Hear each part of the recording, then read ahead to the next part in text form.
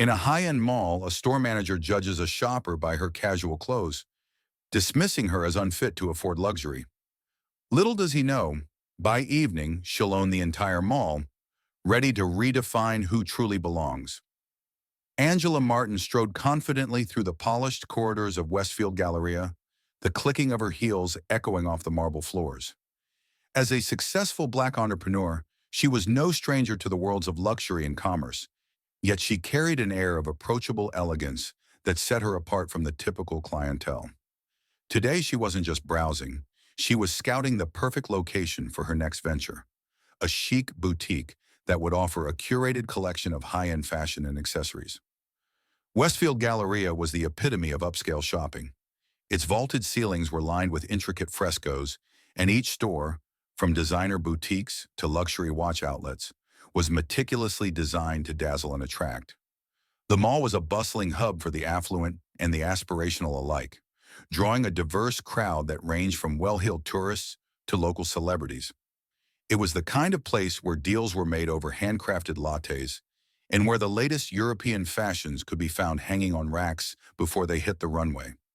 On the northern end of the mall, nestled between a renowned French patisserie and a bespoke tailor, stood La Pearl Rare, a jewelry store that glinted with the promise of exclusivity. Paul Richardson, the store's manager, watched over his domain with a hawkish eye.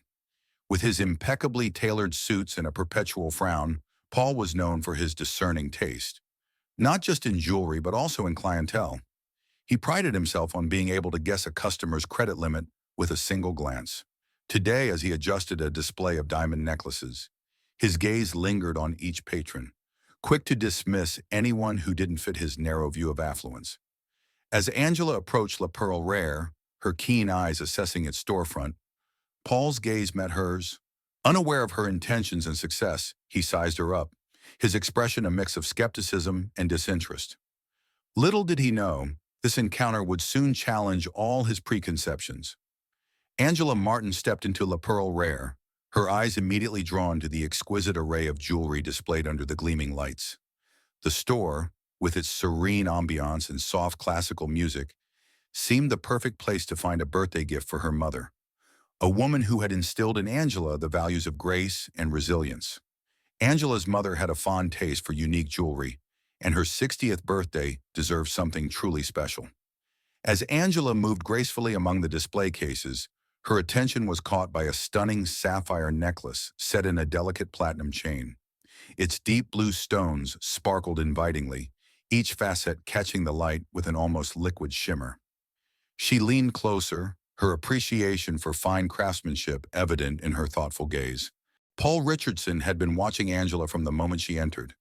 His initial assessment was swift. Her chic yet understated attire and the quiet confidence in her stride were unusual for his typical clientele, but not necessarily indicative of significant spending power. With a practiced smile, he approached her, ready to guide the interaction to a swift and polite conclusion. "Good afternoon," Paul began, his voice smooth. "I see you're interested in our pieces. Perhaps I can assist you in finding something within a practical range?" Angela turned to face him, her expression unreadable. "Actually, I was admiring this sapphire necklace. Could you tell me more about it?" Paul's smile faltered for a moment. The sapphire necklace was one of the store's most expensive items, and he hesitated. "Ah, an excellent choice, but it is quite a statement piece. Perhaps something a bit more modest?" He gestured towards another case where some less expensive items were subtly showcased. Angela's brow arched slightly at Paul's insinuation. "I am quite fond of it," she insisted, her tone remaining polite yet firm. "Could you please take it out for me to have a closer look?" Paul masked his reluctance with a professional nod, though his smile was now tinged with condescension. "Of course, but let me first show you some of our other exquisite pieces that might be more suited to your needs." Despite his words, Angela stood her ground. "No, thank you. I would like to see the sapphire necklace, please.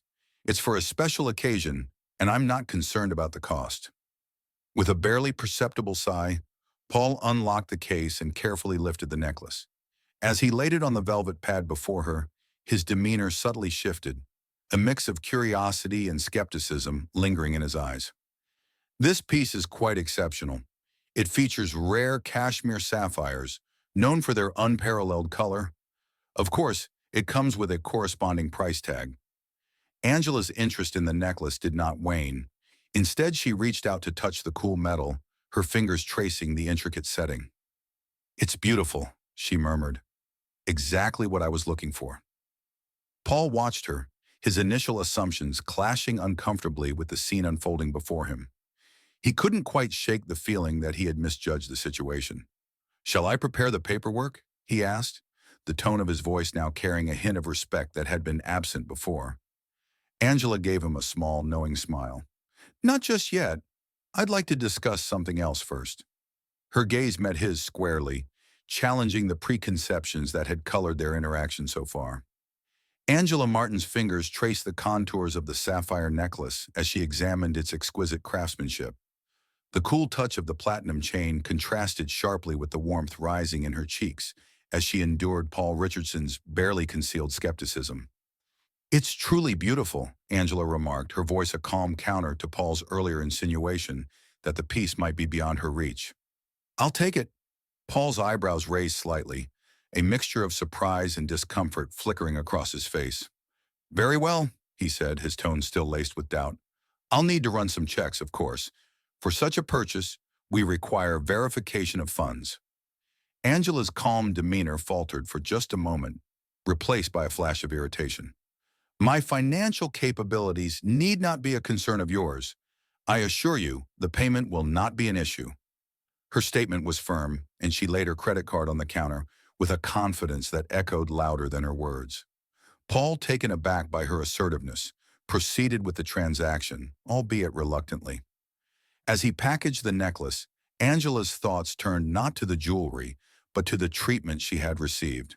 It wasn't just an isolated incident, but a reflection of broader attitudes that she, despite her success, had faced time and again. Exiting the store, necklace in hand, Angela's resolve hardened. She wouldn't let this pass. By the time she reached her car, she was dialing her business advisor, Mark Thompson. "Mark, it's Angela. I need some information on the ownership of the Westfield Galleria," she said as soon as he answered. Mark, familiar with Angela's penchant for turning every challenge into an opportunity, responded promptly. "I'll look into it, Angela. What sparked the interest?" Angela recounted her experience at La Pearl Rare, her frustration palpable even through the phone. "I'm considering a more direct approach to addressing this issue," she explained. An hour later, Mark called back with news that shifted the course of Angela's plans entirely. "The mall is actually in financial trouble. It's been on the market for a few weeks now. The current owners are desperate to sell." Angela's mind raced. Buying the mall wasn't in her immediate plans, but the opportunity was too significant to ignore. Owning the mall would give her the influence to implement changes that could make it a more welcoming place for everyone, free from the prejudiced attitudes of people like Paul. "Set up a meeting with the owners," Angela instructed Mark. "I want to discuss a potential purchase." Over the next few days, Angela engaged in negotiations that were as swift as they were secretive.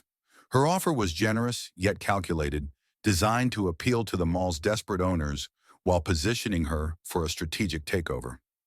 As the negotiations concluded with Angela's successful acquisition of the mall, she prepared to take on her new role, not just as a store owner, but as a leader who could steer the entire mall toward inclusivity and respect. With the ink still fresh on the contract, Angela returned to La Pearl Rare, her presence now carrying the weight of ownership. She requested Paul's presence, and the manager arrived unaware of the change in dynamics. "Mr. Richardson," Angela began, her tone even but authoritative, "I believe we started on the wrong foot. I'm not just a customer you can dismiss. As of this morning, I am the new owner of Westfield Galleria." Paul's face drained of color, his previous arrogance replaced by a dawning realization of the magnitude of his mistake. "I expect a certain standard of service in my mall, one that is respectful and welcoming to all patrons, without prejudice," Angela continued, her gaze steady. "You have a choice, Mr. Richardson. We can arrange for training to help you meet these standards, or if you feel unable to adapt, I can arrange for your transition out of this establishment." Stunned, Paul found himself at a crossroads. The realization that he had grossly underestimated Angela, and the implications of her new position forced him to reconsider not just his attitude towards her, but his approach to customer service as a whole. Angela's move was bold, but it was just the beginning. She planned to transform Westfield Galleria into a beacon of diversity and inclusivity, a place where no one would have to endure the kind of treatment she had faced. The conference room was filled with tension and anticipation as Angela Martin sat across from the mall management. Her poised demeanor and sharp business acumen were evident as she discussed her proposal to buy Westfield Galleria. With a well-prepared portfolio and a vision to transform the mall into a hub of diversity and innovation, Angela presented herself as not just a potential buyer, but a future leader of change. The management, aware of her successful track record in turning struggling enterprises around, were impressed. Her offer was not only generous, but came with the promise of revitalizing the mall's image and financial stability. After a thorough discussion, Angela signed the papers, her signature marking the beginning of a new era for Westfield Galleria. As Angela left the meeting, her mind buzzed with plans and possibilities. She was now in a position to implement the values she staunchly believed in, ensuring that no one else experienced the type of discrimination she had faced. The news of the mall's sale and the identity of its new owner spread like wildfire. Store owners and employees whispered in corridors, their curiosity piqued and anxious about what this change would mean for them. When the news reached Paul Richardson, the manager of La Pearl Rare, his heart sank. The memory of his condescending treatment towards Angela flashed before his eyes, and a cold sweat broke over him. The woman he had underestimated was now his boss. Paul spent a restless night pondering over his actions and their repercussions. He had prided himself on maintaining a certain clientele standard, but his methods were now coming back to haunt him. The next day, Angela made her way to La Pearl Rare. The store looked no different from any other day, but for Paul, everything had changed. He greeted her at the entrance, his posture stiff and formal. "Ms. Martin, to what do I owe the pleasure?" he managed to say, masking his nervousness. Angela looked around the store, her eyes taking in every detail before returning her gaze to Paul. "Mr. Richardson, I believe we need to discuss the future of this store and your role in it." Paul nodded, swallowing hard. "Of course," Angela continued. "When I visited your store the other day, I was not just a customer looking to buy jewelry. I was testing the waters of this mall's commitment to customer service and respect." Paul's face paled. I apologize for any misunderstanding," he stammered. Angela held up a hand to stop him. "It's not just about an apology, Paul. It's about understanding and respecting every individual who walks through those doors. As the new owner, I am implementing a policy of zero tolerance towards discrimination." She paused, letting her words sink in. "You have two options," Angela said firmly. "You can undergo a comprehensive customer service training program designed to ensure that all employees treat customers with the respect they deserve, regardless of their background. Or you can choose to leave." Paul was silent for a moment, the weight of her words pressing down on him. Finally, he looked up, meeting her gaze. "I'll take the training," he said quietly. I want to do better." Angela nodded, her expression softening slightly. "Good. I believe in giving people a chance to change. But make no mistake, Paul, I will be monitoring the situation closely." As Angela turned to leave, she stopped and looked back at Paul, who was still processing the reality of his new circumstances. "I bought the necklace, by the way," she said with a slight smile. "It's for my mother's birthday. She taught me to stand up for what's right, and I hope you learned something valuable from this experience." Paul watched as she walked away, a mix of relief and resolve settling within him. He knew that the road ahead would be challenging, but it was a necessary journey towards personal and professional growth. Here's the climax, 1,200 words, for the story. The conference room was filled with tension and anticipation as Angela Martin sat across from the mall management. Her poised demeanor and sharp business acumen were evident as she discussed her proposal to buy Westfield Galleria. With a well-prepared portfolio and a vision to transform the mall into a hub of diversity and innovation, Angela presented herself as not just a potential buyer, but a future leader of change. The management, aware of her successful track record in turning struggling enterprises around, were impressed. Her offer was not only generous, but came with the promise of revitalizing the mall's image and financial stability. After a thorough discussion, Angela signed the papers, her signature marking the beginning of a new era for Westfield Galleria. As Angela left the meeting, her mind buzzed with plans and possibilities. She was now in a position to implement the values she staunchly believed in, ensuring that no one else experienced the type of discrimination she had faced. The news of the mall's sale and the identity of its new owner spread like wildfire. Store owners and employees whispered in corridors, their curiosity piqued and anxious about what this change would mean for them. When the news reached Paul Richardson, the manager of La Pearl Rare, his heart sank. The memory of his condescending treatment towards Angela flashed before his eyes, and a cold sweat broke over him. The woman he had underestimated was now his boss. Paul spent a restless night pondering over his actions and their repercussions. He had prided himself on maintaining a certain clientele standard, but his methods were now coming back to haunt him. The next day, Angela made her way to La Pearl Rare. The store looked no different from any other day, but for Paul, everything had changed. He greeted her at the entrance, his posture stiff and formal. "Ms. Martin, to what do I owe the pleasure?" he managed to say, masking his nervousness. Angela looked around the store, her eyes taking in every detail before returning her gaze to Paul. "Mr. Richardson, I believe we need to discuss the future of this store and your role in it." Paul nodded, swallowing hard. "Of course," Angela continued. "When I visited your store the other day, I was not just a customer looking to buy jewelry. I was testing the waters of this mall's commitment to customer service and respect." Paul's face paled. I apologize for any misunderstanding," he stammered. Angela held up a hand to stop him. "It's not just about an apology, Paul. It's about understanding and respecting every individual who walks through those doors. As the new owner, I am implementing a policy of zero tolerance towards discrimination." She paused, letting her words sink in. "You have two options," Angela said firmly. "You can undergo a comprehensive customer service training program designed to ensure that all employees treat customers with the respect they deserve, regardless of their background. Or you can choose to leave." Paul was silent for a moment, the weight of her words pressing down on him. Finally, he looked up, meeting her gaze. "I'll take the training," he said quietly. I want to do better." Angela nodded, her expression softening slightly. "Good.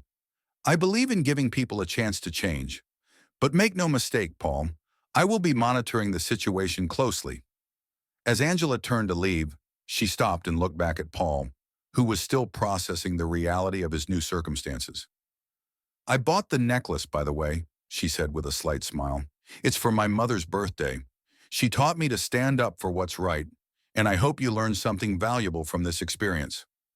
Paul watched as she walked away, a mix of relief and resolve settling within him. He knew that the road ahead would be challenging, but it was a necessary journey towards personal and professional growth. Angela stepped out of La Pearl Rare, her heart light yet determined. She had not only secured a business victory, but had taken a significant step towards fostering an environment where respect and equality were paramount. As she walked through the mall, now hers, she envisioned the changes she would bring, the policies she would implement, and the culture she would cultivate. Paul, left alone in the store, took a deep breath and looked around. The beautiful pieces of jewelry no longer just represented luxury. They were reminders of his commitment to change. He was ready to start anew, to be part of Angela's vision of a respectful and inclusive community. The climax of Angela's ownership of Westfield Galleria wasn't just a tale of corporate acquisition, but a story of moral and ethical triumph. Her leadership was set to inspire not just Paul, but every individual within the mall's ecosystem. As Paul Richardson enrolled in the comprehensive customer service training, he felt a mix of emotions. Shame and regret were predominant, but there was also a burgeoning sense of hope. He was beginning to understand the broader implications of his actions, not just for Angela Martin, but for every customer who had ever felt marginalized in his store. The training sessions were eye-opening, challenging him to confront his biases and learn practical strategies for inclusive service. The training included workshops on cultural competency, sessions on non-discriminatory practices, and role-playing scenarios designed to foster empathy and respect. Paul, once confident in his ability to judge a customer's worth by their appearance, now realized how flawed and damaging that metric had been. Each class, each discussion, peeled back layers of misconceptions, revealing a more humane approach to service. Meanwhile, Angela Martin was busy transforming Westfield Galleria into a model of diversity and inclusion. With her new policies ready to be implemented, she organized a series of meetings with store managers throughout the mall. Her goal was clear: to ensure that the mall was not just a place of commerce, but a community space where everyone felt valued. Angela introduced initiatives such as secret shopper programs to ensure compliance with the new customer service standards, diversity training for all employees, and community outreach programs to repair and build relationships with the local community. She also launched marketing campaigns celebrating the diversity of the mall's customer base, showcasing stories of shoppers from varied backgrounds. The changes were met with enthusiasm from most and skepticism from a few. But as the weeks passed, the overall atmosphere in the mall began to shift. Employees, guided by the new policies and Angela's leadership, started to embrace a more welcoming approach. The mall became a place where smiles greeted every customer at the door, where store windows displayed a broader representation of cultures, and where events celebrating various community heritages drew crowds. The community's response was overwhelmingly positive. Shoppers who had once felt uneasy or unwelcome in the mall now visited more frequently, drawn by the genuine changes they experienced. Word of mouth spread, and soon Westfield Galleria saw an increase in foot traffic, not just from the local area but from neighboring towns. People were willing to travel a bit further to shop in a place that celebrated diversity and practiced genuine inclusivity. Sales reports began to reflect this shift. Stores throughout the mall reported increases in revenue, attributed not only to the rising number of visitors, but also to the repeat business from satisfied customers who felt respected and valued. Positive reviews on social media and local business review platforms boosted the mall's reputation, drawing even more visitors. As Angela walked through the mall, observing the laughter and interaction of a diverse group of shoppers, she felt a profound sense of accomplishment. Her vision had materialized into reality, turning Westfield Galleria into a beacon of positivity and inclusion. Back at L'Apparel Rare, Paul felt the change deeply. The skepticism with which he once greeted certain customers was gone, replaced by a genuine interest in meeting their needs and enhancing their shopping experience. He found that his interactions were richer and more fulfilling, not just for the customers, but for himself as well. The guilt that had once weighed him down was lifting, replaced by a newfound pride in his work. One afternoon, as he adjusted a display of new arrivals, a customer he had once turned away returned to the store. This time, Paul greeted her with a warm smile and an apology for their previous encounter. The customer, surprised but pleased by the change, not only forgave him, but also made a significant purchase, reinforcing the positive impact of Angela's initiatives. As the sun set over Westfield Galleria, Angela stood outside, looking at the vibrant banners displaying faces from all walks of life. She knew the road ahead would still have challenges, but she was ready to meet them with the same determination and grace that had brought her this far. Under her leadership, the mall wasn't just surviving, it was thriving, setting a standard for others to follow. Months had passed since Angela Martin had acquired Westfield Galleria, and her transformative vision for the mall had begun to flourish. One quiet evening, as she walked through the now vibrant corridors of the mall, Angela paused to reflect on her journey. From the uncomfortable underestimation at L'Apparel Rare to steering the helm of the entire mall, her path had been a testament to resilience and empowerment. She had turned a personal slight into a powerful initiative that revolutionized the shopping experience for an entire community. Angela felt a profound responsibility resting on her shoulders, not just to manage a mall, but to foster an environment where inclusivity was the norm, not the exception. Her efforts had turned the mall into a community hub where diversity was celebrated and respected. She knew the importance of using her influence to champion these values, understanding that real change began with the environment people encountered daily. Meanwhile, Paul Richardson had completed his customer service training with newfound insights into his biases and the subtle ways in which they had influenced his behavior. The training, coupled with Angela's leadership, had opened his eyes to the richness of treating all customers with equal respect and dignity. He had begun to appreciate the stories and lives behind each face that walked through the doors of La Pearl Rare. Now standing behind the counter of the jewelry store, Paul watched as Angela approached, her presence commanding yet gentle. As she neared, Paul met her with a smile that was both respectful and genuine, a stark contrast to their first encounter. "Ms. Martin, welcome back," Paul greeted, his tone conveying the deep respect he now held for her. "It's good to see you." "Thank you, Paul," Angela replied, returning his smile. "I came to see that necklace again, the one I bought last time." Paul nodded, reaching into the display to retrieve the exquisite sapphire necklace. "Here it is. It seems to have become quite symbolic." Angela took the necklace, her fingers brushing over the sapphires thoughtfully. "Yes, it symbolizes much more than a transaction," she mused. "It represents what we stand for here at Westfield Galleria: reconciliation, respect, and a commitment to change." Paul nodded, his expression reflective. "I've learned a great deal thanks to your guidance. I'm truly grateful." Angela placed the necklace back into the case. "And I am grateful for your willingness to embrace that change," as she said. "It's how we move forward together." As Angela left the store, the necklace remained sparkling under the soft lights, a beacon of the dignity and unity that now defined Westfield Galleria. She walked through the mall, her heart full of hope, knowing that each step was part of a larger journey towards creating a world where respect and understanding were woven into the very fabric of the community.